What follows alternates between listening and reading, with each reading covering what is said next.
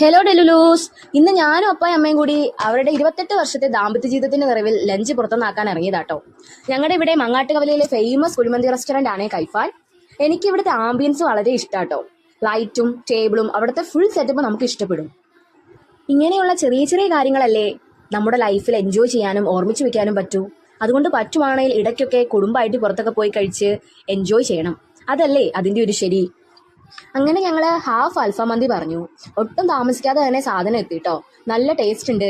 മന്തി ലവേഴ്സിന് കണ്ണുടച്ച് വരാൻ പറ്റുന്ന സ്ഥലമാണ് ഇത്. ഒരു ബിരിയാണി ലവർ ആയിരുന്ന എന്നെ ഡൽഹിയിലെ ഫ്രൈഡ് റൈസും ചില്ലി ചിക്കനും പിന്നെ മുരാദാബാദി ബിരിയാണിയും ഒക്കെ കറക്കിയെടുക്കാൻ ശ്രമിച്ചെങ്കിലും ഞാൻ ലാസ്റ്റ് വീണത് നമ്മുടെ ഈ മന്തിയിൽ തന്നെയാട്ടോ.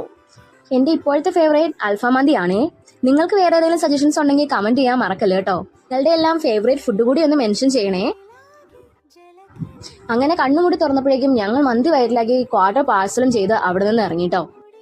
നേരെ ഞങ്ങൾ കരിമണ്ണൂർ എത്തി പോൾസ് ബേക്കറി കയറി കുറച്ച് സാധനങ്ങളൊക്കെ വാങ്ങിട്ടോ. മന്തി കഴിച്ചു കഴിഞ്ഞാൽ പിന്നെ ഒരു മൗണ്ടൻ ഡ്യൂ അത് നിർബന്ധ.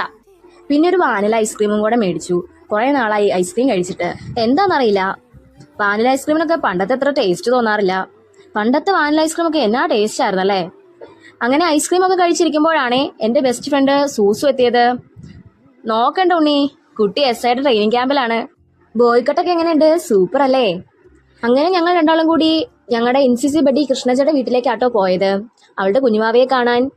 ചെന്നയുടൻ ചായയും ബനാന പപ്സും കിട്ടി. അതിന്റെ കൂടെ കുറെ കുശലങ്ങളൊക്കെ പറഞ്ഞ് കുറെ നേരം ഞങ്ങൾ അവിടെ ഇരുന്നു. അപ്പൊ എങ്ങനെയാ, നെക്സ്റ്റ് വീഡിയോയിൽ പാக்கலாம். Bye bye delulus. സബ്സ്ക്രൈബ് ചെയ്യാൻ മറക്കല്ലേ ആരും.